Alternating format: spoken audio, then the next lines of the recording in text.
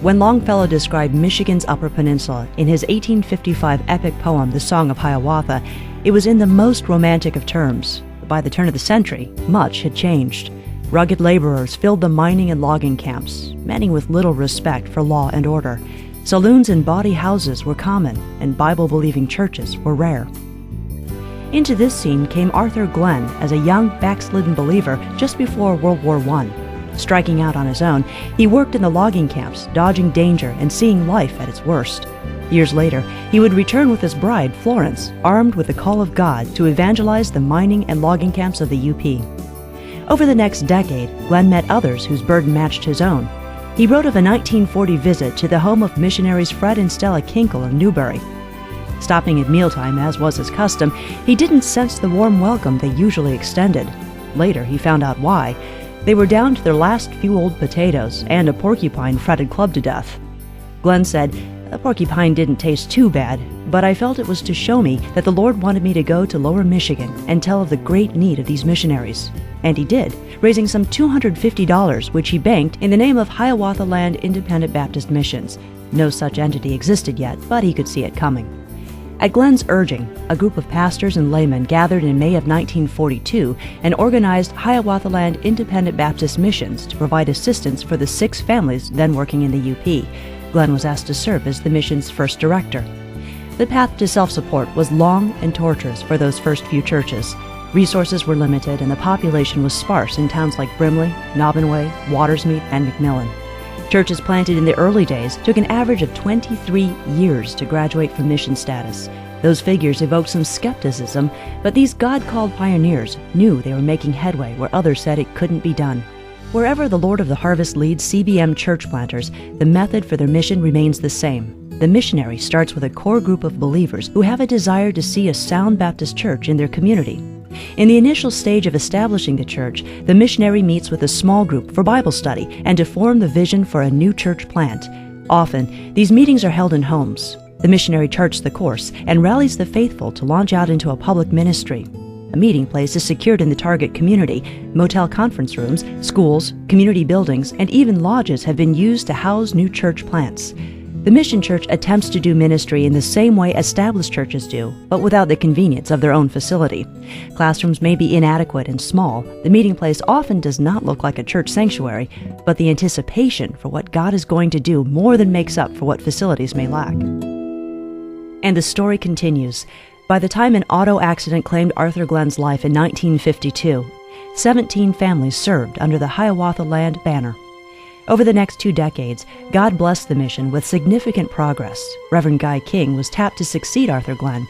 God used his business background to orient the mission for growth. During King's tenure, an office was built in Escanaba, and new services offered, including an on-site publications department. God also used external events to extend his work. In 1956, the Straits of Mackinac Bridge opened, linking Upper and Lower Michigan. Until then, the UP was something of a foreign mission field.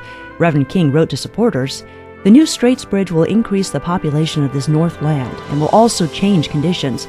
We're ready to take on this added responsibility, for we're confident you will continue to stand behind us in prayer. We shall endeavor to be your faithful servants of the North." Not only did the mission expand in the North, but by the time of King's retirement in 1974, 129 missionaries were serving in Florida, Arizona, Iowa, Minnesota, Indiana, Wisconsin, and Montana, as well as 2 provinces of Canada. When Arthur Cunningham became director, he moved his family to Escanaba, but it wouldn't be for long. Seeing missionaries fan out across the continent, Cunningham recognized the need of centralizing the hub of services. In 1977, the mission moved to Grand Rapids, Michigan. Cunningham also envisioned a name change to reflect the expansion. In 1982, Hiawatha became Continental Baptist Missions. On Cunningham's watch, the CBM building ministries grew. Homer Baker and Arlie Todd pioneered this itinerant church construction ministry in the early 1960s, knowing that the growth of churches was hastened by getting them into an adequate building. The Bakers and Todds were joined by a host of missionary church builders throughout the years, each setting aside house and home to move about North America, constructing meeting places for God's people.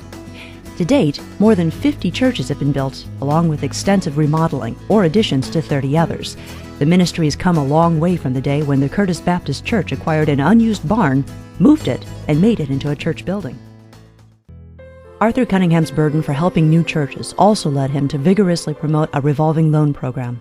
The fund, named in Cunningham's honor, provides low-interest loans to mission churches for their first building program. A lover of people and preaching, Art Cunningham was doing what he did best when God took him home at age 55. In November 1983, preaching a series of meetings in Tucson, Arizona, he suffered an aneurysm and was with the Lord within hours. The council turned to its own chairman to take the reins. Reverend Charles Vermillier assumed interim direction at Cunningham's death. The following May, he was appointed executive director. Although Mr. V, as missionaries called him, would serve just 7 years until retirement, those years were marked by growth. 16 churches graduated from mission status, and the mission family grew to almost 170. In May 1987, ground was broken for the mission's first made-to-order office building. The CBM builders completed the 6,200 square foot facility in less than 6 months. Within 3 years, the building and property were debt-free. From 1991 to 2006, the mission emerged as a partner in church planting under the leadership of Dr. Gerald Weber.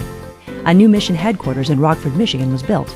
The building ministries continued to expand, and a growing number of missionaries became involved in outreach and discipleship programs that complemented the strengths of the church planter and aided church growth.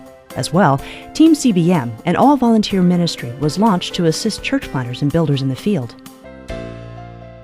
In May of 2006, following the retirement of Dr. Weber, the Mission Board extended a call to Reverend Bill Junkin III to serve as CBM's 6th president. A spiritual product of CBM himself, with missionary endeavors in the West, Brother Bill brought with him a desire to minister to the needs of the mission family and local church alike. With a God-given gift for evangelism and more than 20 years' experience as a CBM church planter, Reverend Junkin and his wife Terry carry with them the passion to see souls saved and churches built to the honor of God.